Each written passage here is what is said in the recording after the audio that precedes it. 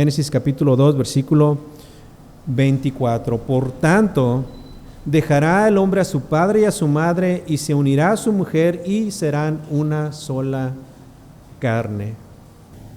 Todo lo que Dios ha creado, lo ha creado con un buen propósito. A todos los animales Dios los creó para que estos fueran sometidos al señorío de Adán, del hombre, quien de hecho fue creado a la imagen y semejanza de Dios, con el propósito de que éste representara a Dios aquí en la tierra. Y una vez más, vuelvo y repito, todo lo que Dios ha creado, lo ha creado con un buen propósito. A la mujer Dios la creó con el propósito de que ella fuese la ayuda idónea de Adán. Dios la creó para que ella fuera su compañera del alma, aquella que lo pudiera complementar en todos los aspectos, aquella que pudiera suplir todas las necesidades del hombre. Todo lo que Dios ha creado, lo ha creado con un buen propósito. Y esto nos dice de que Dios es un Dios perfecto. Y todo lo que creó, lo creó a perfección, tanto así que Él dijo en el capítulo 1 de Génesis, versículo 31, es bueno y en gran manera. Y hablando del hombre y de la mujer, ahora Dios, teniendo a estas dos criaturas hechas conforme a su imagen y conforme a su semejanza, o sea que así como Dios, ellos también podrían pensar, razonar, tener voluntad, tener afectos, demostrar amor y tener la capacidad de relacionarse el uno con el otro, pero primordialmente con Dios. Ahora ellos, el hombre y la mujer, tenían la función y la responsabilidad de propagarse, creando a otros seres humanos para que estos también pudieran representar a Dios en toda la tierra. Observen lo que dice el capítulo 1, versículos 27 y 28. Y creó Dios al hombre a su imagen, a imagen de Dios lo creó, varón y hembra los creó. Versículo 28. Y los bendijo Dios, y noten lo que les dijo. Y les dijo, fructificad y multiplicaos, llenad la tierra y sojuzgadla. Ahora, ¿cómo es que iba a hacer esto Adán? ¿Cómo iba a fructificarse y multiplicarse? ¿Solo? Por supuesto que no. Dios le había dado a su mujer para que ella fuera primeramente su ayuda idónea, pero también Dios creó a la mujer para que Adán, pudiera tener con ella hijos, para que ambos pudieran reproducir a otros seres humanos y que pudieran resemblar al Dios vivo y eterno aquí en la tierra. Así que tanto Adán como Eva eran necesarios para que este proceso pudiese llevarse a cabo, el de fructificarse y multiplicarse. Observen, es un mandato divino. De hecho, es el primer mandato divino y la primera instrucción dada a la humanidad, y es tan vigente hoy como lo fue en el principio. O sea que no ha cambiado absolutamente nada. El mandato de Dios dice en el versículo 28, Génesis capítulo 1, fructificad y multiplicaos. O sea que no fue dado como una recomendación cultural sujeta a la conveniencia personal, sino que fue dado como una instrucción divina dentro del diseño del matrimonio. Es, de hecho, un mandato que se vuelve a reiterar una y otra vez después de la caída, lo que demuestra que este mandato, esta instrucción aún está vigente el día de hoy. Noten lo que dice Malaquías, capítulo 2, versículo 15. Aquí es donde se aclara el propósito espiritual detrás del matrimonio. ¿No hizo Él uno habiendo en Él abundancia de espíritu? ¿Y por qué uno? Y noten lo que dice al final, porque buscaba una descendencia para Dios. O sea que Dios desea una descendencia piadosa. Por tanto, los hijos no son un simple fruto biológico del matrimonio, sino que es una expresión, son una expresión del pacto así como una herramienta en la expansión del reino. Hoy en día, de hecho, muchos hombres incrédulos rechazan la idea de que las familias, de que los matrimonios tienen que tener hijos. Pero hoy en día, más tristemente, muchos creyentes también adoptan argumentos del mundo que, aunque suenan prudentes, revelan una cosmovisión que no se centra en Dios, sino que se centra en ellos mismos. Muchos dicen: no tenemos suficiente dinero todavía para tener hijos. Queremos disfrutar la vida antes de tener hijos. Primero queremos una estabilidad profesional. Los hijos limitan la libertad. Aún no tenemos una casa propia. Y otros dicen: con el mundo como está, ¿para qué traer hijos? Estos razonamientos, aunque populares, ignoran la soberanía y la provisión de Dios. No se trata de tener hijos cuando las condiciones sean perfectas, porque de hecho nunca lo serán, sino que se trata de confiar en que Dios capacita a quienes llama a tener una familia.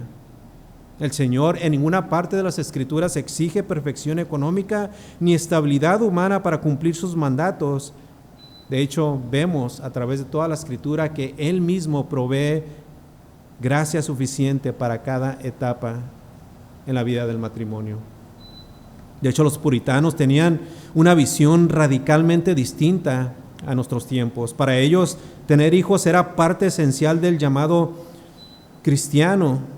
No veían a los hijos como una carga, sino que los veían como una bendición, como un deber y una estrategia de discipulado hacia el futuro. Los puritanos consideraban a los hijos como flechas en las manos del guerrero, listas para ser lanzadas hacia el reino. Ellos miraban a los hijos como tierras fértiles para sembrar el evangelio desde que nacían, desde la cuna. Miraban a los hijos como fruto del pacto y no solamente como productos del azar. Richard Baxter, un teólogo puritano, dijo: los padres piadosos engendran hijos no solamente para poblar la tierra, sino para poblar el cielo. Así que desde esta perspectiva, tener hijos no es un obstáculo para el que dice ser creyente, sino que es una expresión de obediencia y de administración, de una buena mayordomía. Para los reformadores, así como para los puritanos, criar hijos en el temor del Señor era una misión tan noble como predicar o evangelizar. Ahora, yo sé que no todos los matrimonios podrán tener hijos biológicos y no todos los creyentes son llamados a lo mismo. Pero para quienes pueden tener hijos no es una opción cultural ni tampoco un asunto de conveniencia económica, sino que es un llamado divino. ¿Qué dice el capítulo 1, versículo 28? Fructificad y multiplicaos. Es un mandato divino. Postergar indefinidamente o rechazar este mandamiento por motivos puramente humanos es, escuchen esto, deshonrar el diseño de Dios. Una vez más, Richard Baxter escribía que el hogar cristiano es una pequeña iglesia donde el esposo es el pastor, la esposa es su ayuda y los hijos el rebaño que debe de ser guiado hacia Cristo. Los reformadores, a diferencia de muchos cristianos el día de hoy, entendían que la crianza piadosa no solo multiplica personas, sino discípulos. Y así como el matrimonio debe de honrar a Cristo, también lo debe de hacer en la fecundidad. Y si Dios bendice el hogar con hijos, mis amados, el llamado es pero bastante claro: criarlos en la disciplina y amonestación del Señor. Efesios capítulo 6, versículo 4. No es hacer de ellos abogados o doctores o ingenieros, no, es criarlos en la disciplina y amonestación del Señor y verlos como una oportunidad sagrada para entonces extender el reino, una familia a la vez. Ese es el diseño original, un diseño que ha sido corrompido el día de hoy. Y posiblemente algunos estarán pensando, pero ¿y qué si no podemos tener hijos? Bueno, Dios es soberano y misericordioso. La Biblia muestra, de hecho, casos donde, aunque no había hijos, la fidelidad y el amor de la pareja ante Dios fue lo que más importó, como por ejemplo Ana, la madre de Samuel. Sin embargo, cuando es posible cumplir este mandato, es parte de honrar el propósito divino para el matrimonio. Así que, si usted, amado hermano, que aún está soltero o soltera, quisiera animarle a que considere que usted ha sido creado en realidad no para que esté solo o sola, sino para que usted pudiera casarse y al estar casado pudiera procrear, o sea, formar una familia y así poder cumplir con uno de los mandatos más antiguos en la historia de la humanidad. Versículo 28, el de fructificarse y multiplicarse. Así que Dios, ya habiendo formado tanto a Adán y a Eva, ahora inmediatamente después de haberle llevado a la mujer a Adán, Dios crea la institución del matrimonio. Por lo que el título de nuestro estudio en esta tarde es el matrimonio, un mandato bíblico. Y aquí es donde comenzamos, en el versículo 24. Génesis capítulo 2, versículo 24. Por tanto, dejará el hombre a su padre y a su madre y se unirá a su mujer y serán una sola carne. El matrimonio, la razón por la que el matrimonio existe hasta el día de hoy, la razón por la que vemos a miles y millones de parejas uniéndose y prometiéndose, haciendo votos hoy en día, es porque Dios lo estableció desde el Génesis, o sea, desde el principio. Dios es el autor divino del matrimonio. Por lo tanto, podríamos decir y con toda seguridad de que el matrimonio no es una invención humana o del hombre. El matrimonio es y claramente una institución divina. Y eso es lo que vemos en nuestro texto del día de hoy. Génesis capítulo 2, versículo 24. Por tanto, dejará el hombre a su padre y a su madre y se unirá a su mujer y serán ¿qué? Una sola carne. Por la razón de que Dios había creado a Adán, al hombre, y por la razón de que Dios había creado a la mujer como ayuda idónea para Adán, y más que nada por la razón de que la mujer había sido extraída y creada de la misma sustancia que Adán, y habiéndosela él mismo traído a los pies de Adán, por tanto, dice Dios, por tanto dejará el hombre a su padre y a su madre, y se unirá a su mujer, y serán una sola carne. Cuando Dios dice aquí en este versículo, en Génesis capítulo 2, versículo 24, que el hombre y la mujer serán una sola carne, no se refiere únicamente a una unión física, sino que se refiere a una unión integral, espiritual y de pacto establecida por Dios mismo. Esta expresión abarca ahora sí que una clara y profunda realidad bíblica y teológica que los puritanos y teólogos reformados han subrayado a lo largo de la historia de la iglesia. Primeramente, el matrimonio es un pacto solemne y sagrado. Una vez más repito, el matrimonio es un pacto solemne y sagrado. No es un simple acuerdo social ni una convivencia pasajera, sino que es una unión que Dios mismo instituye para que el hombre y la mujer se comprometan ante Él y ante la iglesia a vivir como una sola entidad, tanto moral como espiritual. Cuando John Owen dijo sobre el matrimonio, él dijo que el matrimonio es un pacto en que dos personas se unen para ayudarse mutuamente en todas las circunstancias de la vida. Esta unión, una vez más, es integral, o sea que involucra el cuerpo, el alma y la voluntad. El esposo y la esposa no solamente comparten intimidad física, sino que ambos están ligados en afectos, en responsabilidades y en un propósito común. ¿Cuál es ese propósito común? Glorificar a Dios y cumplir su voluntad. Glorificar a Dios y cumplir su voluntad. Son dos personas diferentes personas llamadas a vivir en comunión plena y fidelidad hacia Dios. Además de que esta unión es integral, esta unión es una imagen visible y terrenal del pacto eterno entre Cristo y su iglesia, como enseña el apóstol Pablo en Efesios capítulo 5, que así como Cristo amó a la iglesia con sacrificio y fidelidad hasta la muerte, el esposo entonces debe de amar a su esposa con ese mismo amor santo, sacrificial y comprometido. La esposa, como vimos, a su vez refleja la sumisión respetuosa y el amor fiel que la iglesia debe a Cristo. Pero esta unión no solamente es integral o una visión visible y terrenal del pacto eterno entre Cristo y la iglesia, sino que esta unión es permanente, escuchen, permanente y exclusiva.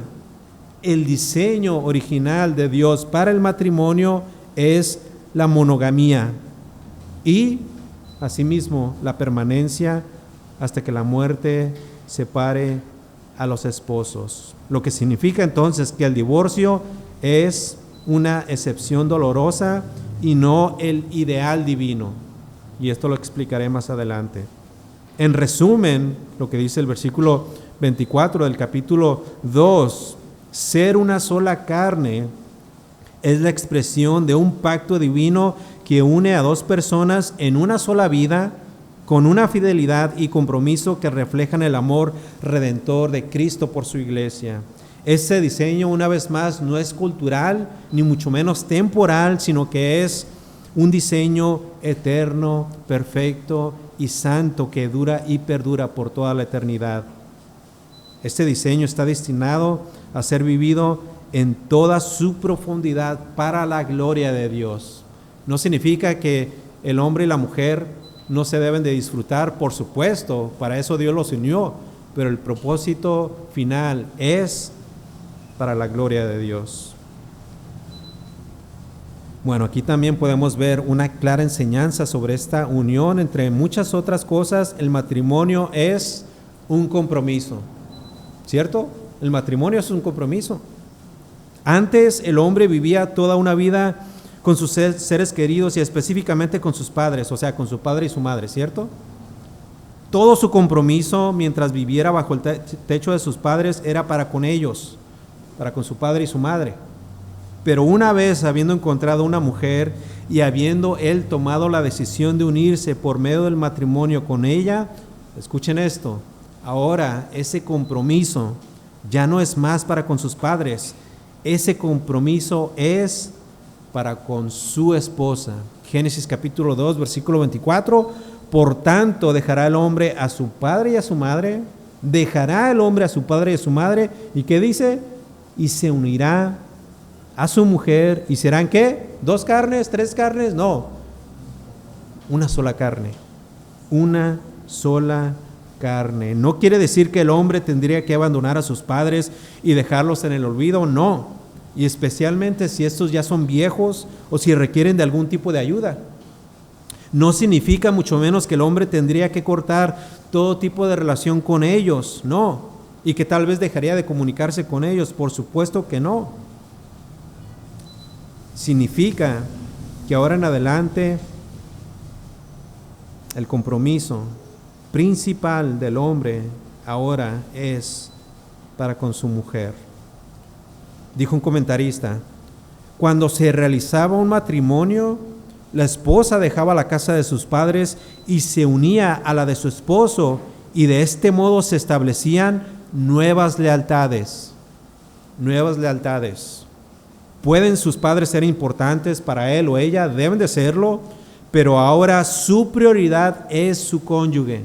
Para el hombre su prioridad es su mujer y para la mujer su prioridad es su marido.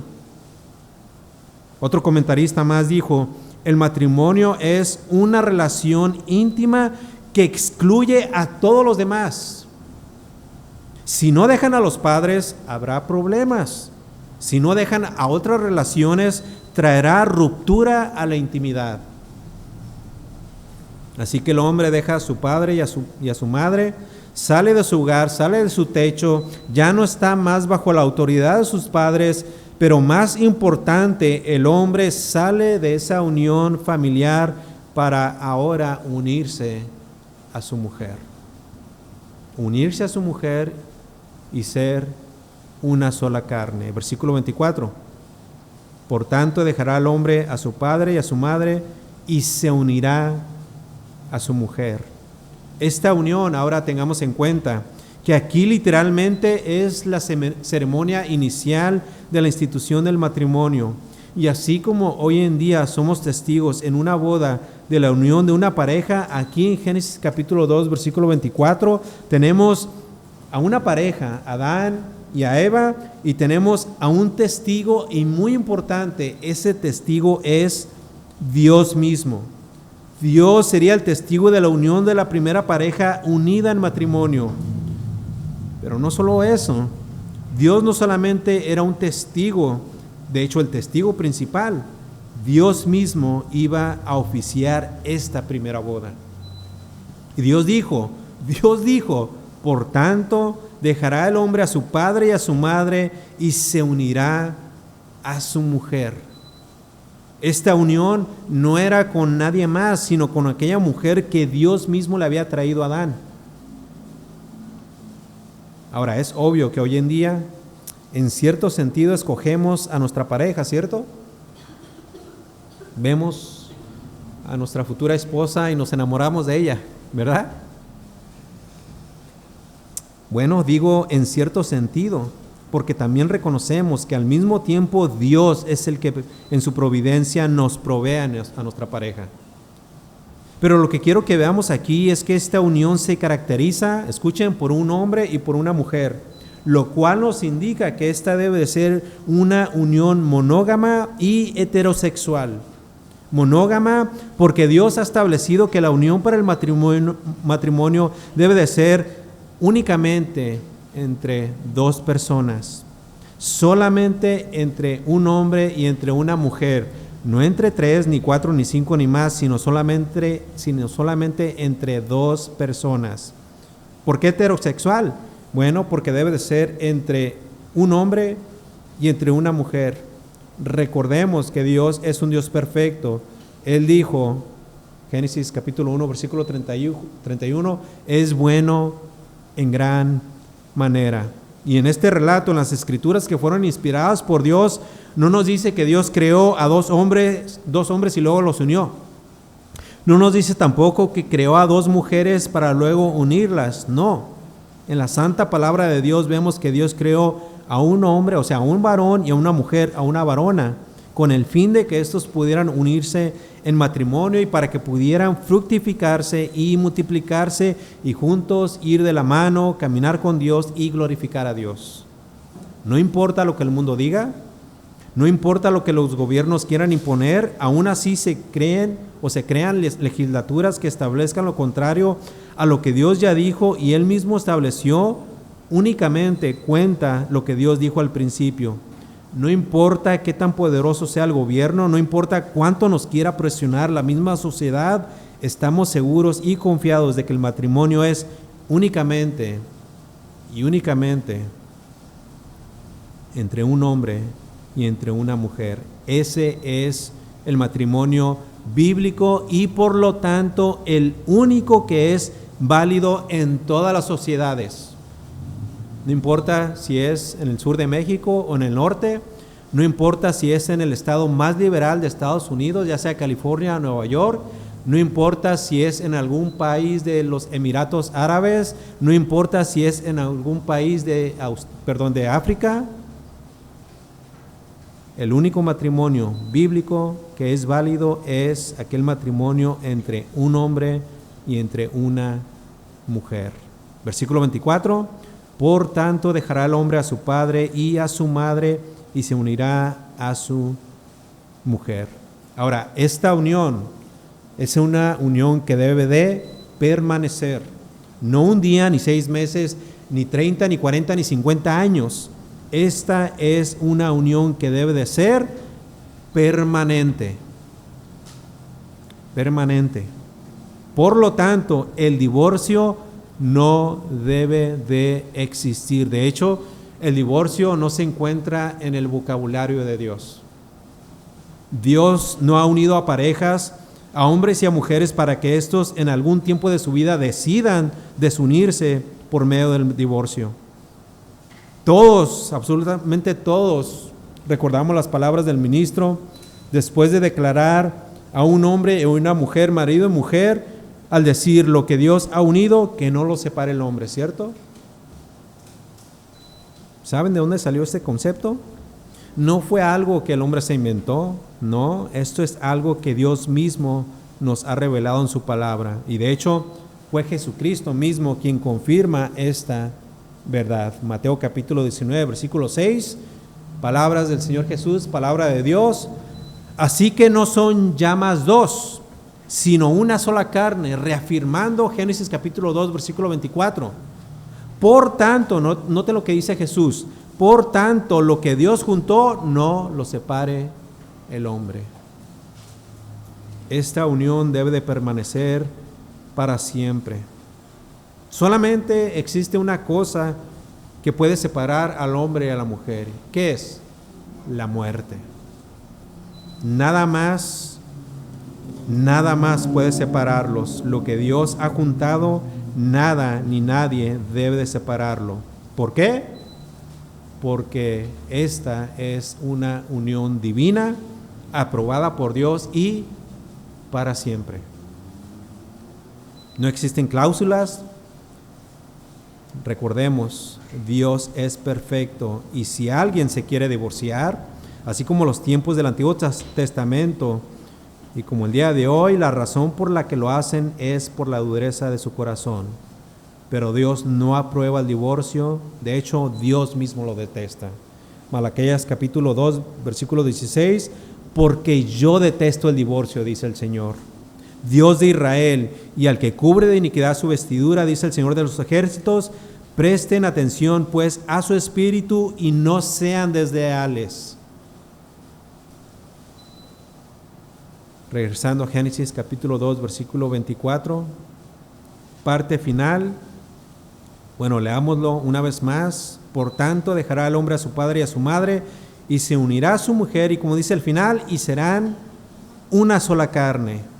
Una sola carne. Esto nos habla de algo que sucede cuando un hombre y una mujer deciden casarse, y esto es de que esta unión es física, es de complementación mutua, que ya no están solos y que ahora dependen el uno del otro. Me gusta como lo dice un autor: se amarán mutuamente con tal entrega y dedicación hasta que llegue a confundir sus vidas e intereses en un solo propósito: glorificar a Dios.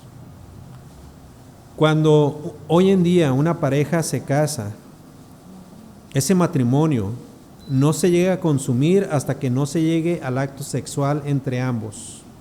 ¿De dónde creen ustedes que ha sido prestado ese concepto? Bueno, en realidad de las Escrituras, del principio, de Génesis. El matrimonio se materializa cuando un hombre y una mujer literalmente se unen en una sola carne, tal y como Dios lo ha establecido. Y es por eso que el apóstol Pablo advertía en contra de aquellos que estuviesen tentados a no glorificar a Dios con su cuerpo, y les dice en la primera carta a los Corintios capítulo 6 versículo 15: ¿no sabéis que vuestros cuerpos son miembros de Cristo? ¿Quitaré pues los miembros de Cristo y los haré miembros de una ramera? Y luego dice: de ningún modo. Versículo 16: ¿o no sabéis que el que se une con una ramera es un cuerpo con ella? Y luego Pablo cita a Génesis capítulo 2 versículo 24: porque Dios dice, los dos serán una sola carne. Si usted, amado hermano, aún no ha visto esto dentro de su matrimonio, o sea, la importancia de esta institución divina, le animo a que empiece a considerarlo. Dios generosamente y muy generosamente nos ha dado a una esposa con la cual podemos unirnos, procrear y glorificar a Dios juntos, para que pudiéramos amarle y servirle, y para honrar su nombre por medio de nuestro matrimonio. Así que la pregunta que surge entonces es: ¿lo estamos haciendo? ¿Estamos glorificando a Dios? ¿O menospreciamos este regalo, esta gracia de la vida que Dios nos ha proveído? Primera de Pedro capítulo 3 versículo 7 dice: vosotros maridos, igualmente vivid con ellas, sabiamente dando honor a la mujer como vaso más frágil y como a coherederas de la gracia de la vida. Ellas son coherederas de la gracia de la vida, y nosotros como varones tenemos que recordar que ellas, nuestras mujeres, al igual que nosotros delante de Dios, debemos de recordar que cuando Dios salva, no salva en base al sexo, sino que debemos de recordar que nuestras mujeres, al igual que nosotros delante de Dios, nos salva en base a su misericordia. Ella es igual que nosotros, tiene el mismo valor que nosotros. Ella fue, así como nosotros, comprada con la misma sangre, la sangre de Cristo, y esto nos dice que ellas también son amadas de la misma forma como Dios nos ama a nosotros. A ambos Dios nos ha hecho a la imagen y conforme a la semejanza de Dios. Posiblemente ya ha pasado mucho tiempo desde que nos hemos casado, pero debemos de recordar de que esa unión dura y perdura para siempre mientras nos mantengamos con vida en este mundo. Recordemos que nuestra promesa de amarlas, respetarlas y valorarlas debe de ser siempre. Recordemos que prometimos hacerlo bajo todas las circunstancias, durante la salud y la enfermedad, durante los momentos felices, pero aún también durante los momentos más difíciles como pareja. Y si algún consejo podemos recibir en este día, si estamos batallando con esto y no podemos honrar y amar a nuestras mujeres como deberíamos, todos deberíamos de correr a la cruz. No pensemos que porque ya somos salvos no necesitamos la cruz. La necesitamos y más de lo que nos imaginamos, pues en esa cruz podemos ver lo que Dios hizo por nosotros, que aún sin merecerlo, el Hijo de Dios murió por cada y uno de nuestros pecados para que nosotros no tuviéramos que sufrir la condenación eterna. Dios mostró su amor por nosotros por medio de su sacrificio, y si Dios nos pudo amar, aun cuando nosotros transgredíamos su perfecta ley, ¿por qué nosotros no podemos amar a la mujer que hemos escogido para unirnos con ella por medio del matrimonio? Si somos creyentes, este mandato es para nosotros el día de hoy. Efesios capítulo 5, versículo 25: maridos, amar a vuestras mujeres, así como Cristo amó a la iglesia y se entregó a sí mismo por ella.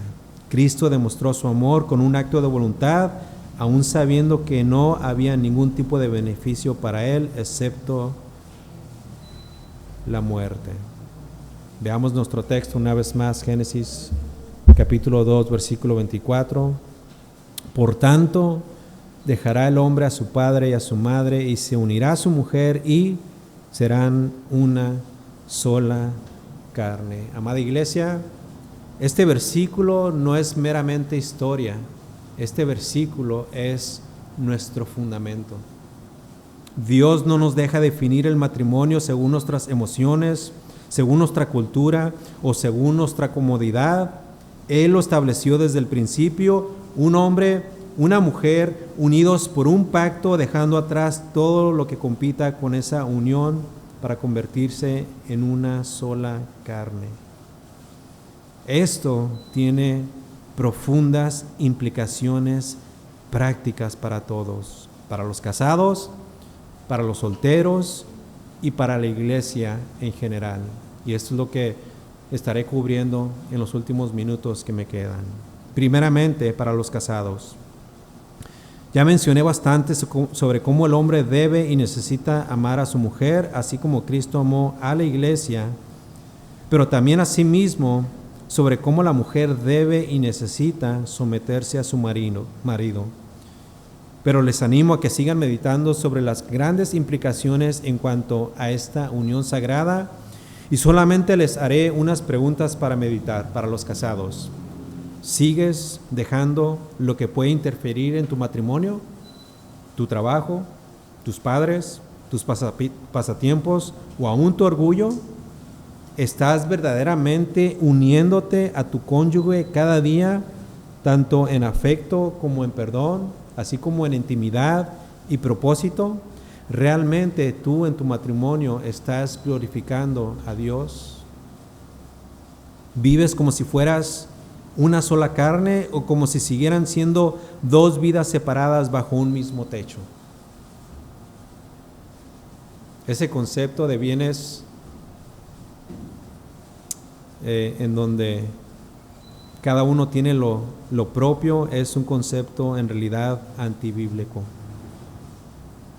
El una sola carne implica que viven una misma vida, viven un mismo todo. Meditemos sobre estas preguntas todos los que estamos casados. Ahora veamos las implicaciones prácticas para los solteros. No busques una pareja solamente por atracción o por conveniencia. Busca a alguien con quien puedas formar un pacto para la gloria de Dios. Prepárate ahora para dejar, unirte y comprometerte. No busques estar solo por mucho tiempo. La Biblia no enseña que la soltería sea superior al matrimonio. De hecho, el patrón bíblico es el matrimonio.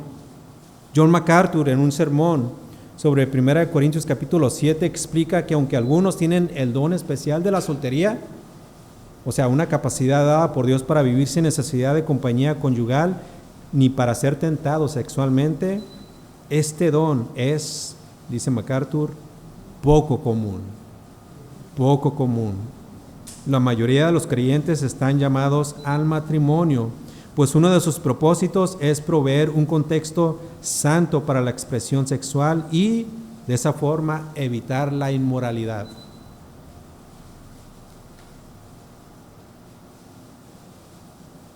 MacArthur enfatiza que el matrimonio es el diseño normal de Dios para la mayoría y que retrasarlo por razones como carrera, dinero o comodidad puede abrir la puerta al pecado sexual, la inmadurez o la independencia egoísta. MacArthur tiene una frase muy conocida y famosa que tiene un tono humorístico. Él dijo lo siguiente: me gustaría poner a todos los hombres solteros de un lado del auditorio y a todas las mujeres solteras del otro, y empezaría a asignar a todos para casarlos, porque muchos de ustedes simplemente están esperando sin razón. MacArthur enseña que la soltería prolongada sin propósito bíblico claro es peligrosa espiritualmente y que no debe de ser normalizada. Así que este llamado es una invitación clara a dejar de lado los argumentos del mundo que frenan el paso del matrimonio, tales como: no estoy listo, no he terminado mis estudios, no tengo un buen trabajo, no tengo casa todavía. Estas excusas, porque son excusas, son meros razonamientos humanos y que no tienen fundamento bíblico. Dios no llama a esperar la perfección material o circunstancial para entonces cumplir con su diseño. Recordemos el ejemplo de Isaac y Rebeca. No había necesidad de esperar condiciones ideales. Isaac no esperó a tener casa propia, tierras propias o una etapa más conveniente. Cuando Dios le proveyó a la esposa, él simplemente actuó con fe y compromiso inmediato. Inmediato. De hecho, el noviazgo en la Biblia no existe. Era el compromiso y un compromiso para eventualmente casarse. Por otro lado, Rebeca no dudó en dejar su hogar para unirse a Isaac, aunque ella no tenía certezas completas sobre lo que encontraría. Pero su disposición fue ahora sí que un acto de fe, confiando en la providencia y dirección de Dios, y juntos, tanto Isaac como Rebeca cumplieron el propósito divino de fructificar y multiplicarse sin esperar condiciones ideales. Bodhi Baucham, en sus enseñanzas sobre la familia y el cortejo cristiano y los roles bíblicos, advierte del peligro de una adolescencia extendida y enseña que muchos jóvenes postergan el matrimonio porque han adoptado una mentalidad secular, como por ejemplo terminar la universidad, tener una casa, estabilidad económica, etcétera, antes de pensar en casarse. Y Baucham argumenta que esto simplemente no es bíblico, y él dice lo siguiente: si no tienes el don de la soltería, debes prepararte para casarte. No hay neutralidad. Estás llamado a formar un hogar para la gloria de Dios. Así que él una y otra vez anima a los hombres jóvenes a asumir su rol y prepararse para liderar un hogar piadoso, aunque no tengan todo resuelto. Paul Washer, de la misma manera, ha advertido que muchos jóvenes piadosos pecan de pasividad, esperando un, entre comillas, momento perfecto que simplemente nunca llega. Y él ha dicho: Dios no está buscando hombres perfectos, sino hombres piadosos que dependan de Él para formar una familia. Paul Washer enseña que el matrimonio no es algo que debamos evitar hasta estar listos según el mundo, sino que debemos más bien confiar en Dios mientras obedecemos su diseño. Para ilustrarlo de una manera que podamos entenderlo, imaginemos a un joven agricultor que quiere ir a sembrar en su campo. Él no espera tener la mejor herramienta o la tierra más perfecta o incluso el clima ideal. Simplemente empieza a sembrar con lo que tiene, confiando en que Dios hará crecer la semilla. Si él espera las condiciones perfectas, quizá nunca siembre nada. Bueno, así es con el matrimonio. Dios quiere que sembremos amor, compromiso y fidelidad, y Él hará crecer la relación en su tiempo y forma. Y si alguien por ahí todavía piensa, pero no tengo todo resuelto aún, recordemos el ejemplo de José, el esposo de María. José fue obediente por encima de la preparación ideal, entre comillas. Cuando José descubrió que María estaba embarazada, él estaba a punto, de hecho, de romper el compromiso. No tenía control de la situación y se sentía listo. Pero ¿qué es lo que hace Dios? Dios le habla y José obedeció y sin demora. Y Mateo capítulo 1, versículo 24 dice: y despertando José del sueño, hizo como el ángel del Señor le había mandado y recibió a su mujer. José no tenía casa perfecta, no tenía un plan a largo plazo, pero sí tenía fe, integridad y obediencia. Fue suficiente para que Dios lo usara como un esposo fiel y padre terrenal del Mesías. Ahora, volviendo al ejemplo de Adán y Eva, esto nos muestra que el matrimonio es parte del diseño divino desde el principio. No es un premio para el que logra todas las metas personales primero, sino que es un llamado a vivir en comunión, responsabilidad y crecimiento mutuo. Si por alguna razón pospones el matrimonio esperando condiciones ideales, entonces corres el riesgo de perder la bendición que Dios tiene para ti en esta etapa, y quizá, escucha esto, quizá te enfrentes a tentaciones y a soledad innecesarias. Recuerda las palabras del apóstol Pablo en 1 Corintios capítulo 7, versículo 9, porque mejor es casarse que andar quemándose. Ahora, esto no se trata de casarse apresuradamente y sin sabiduría, pero sí se trata de estar dispuesto a dejar excusas y confiar de que Dios es fiel para guiarte y sostenerte en cada paso del matrimonio. La soltería prolongada sin propósito puede convertirse en una trampa de aislamiento, pasividad, tentación y pecado y de desobediencia al mandato divino del matrimonio. ¿Cuáles son las implicaciones prácticas para la iglesia? Bueno, la iglesia simplemente debe de promover el matrimonio santo como algo bueno y deseable. Así que esta pregunta es para todos. como iglesia proveemos este modelo de matrimonio como norma o nos hemos conformado con los patrones del mundo?